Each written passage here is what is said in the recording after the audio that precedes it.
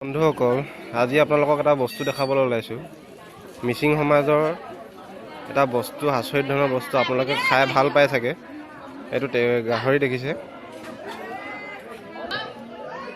এইকেইটা গাহৰি দেখিছে। গাহৰিৰ লগতে আপোনালোকৰ গাহৰিৰ লগত খাব পৰা আৰু এটা সাংঘাতিক বস্তু দেখাম। আপোনালোকে বস্তুটো খাই পাইছে।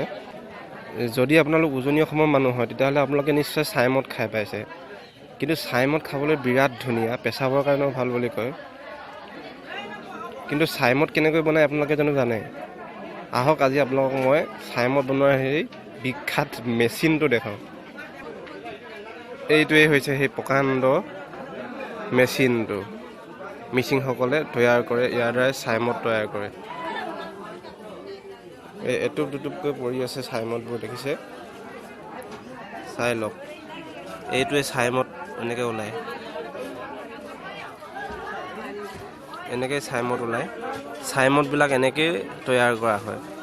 সঁজুলিটো দেখিছে কিমান ডাঙৰ? আপোনালোকক দেখুৱাই দিছোঁ মই। গোটেই সঁজুলিটো ওপৰলৈকে দেখুৱাই দিছোঁ। সেইটো শেষ নোহোৱা এটা সঁজুলি।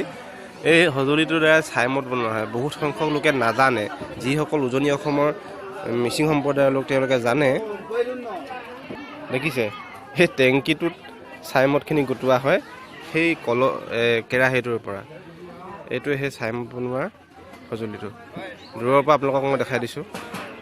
এইটোৱে হৈছে সেই চাইমদ বনোৱা মেচিনটো। মেচিন বুলিয়ে ক'ব লাগিব।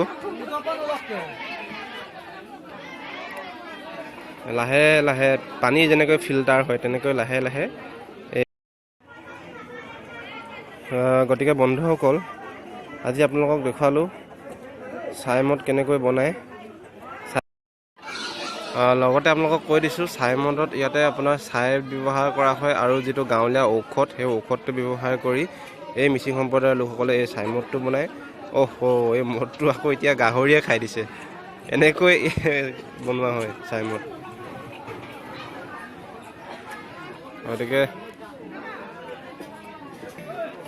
এই গাহৰিটো এতিয়া নিচা হৈ যাব, গম পাইছেনে আপোনালোকে? গাহৰিটোৱে যিমান ধৰণে চাইমদ খাবলৈ আৰম্ভ কৰিছে, এই গাহৰিটো নিচা হ'বলৈ আৰম্ভ কৰিব যে অলপ দেৰি পিছত। অলপ দেৰিৰ পিছত পাগল হ'ব।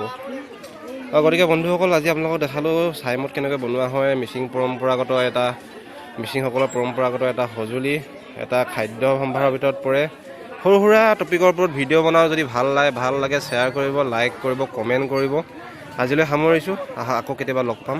ধন্যবাদ।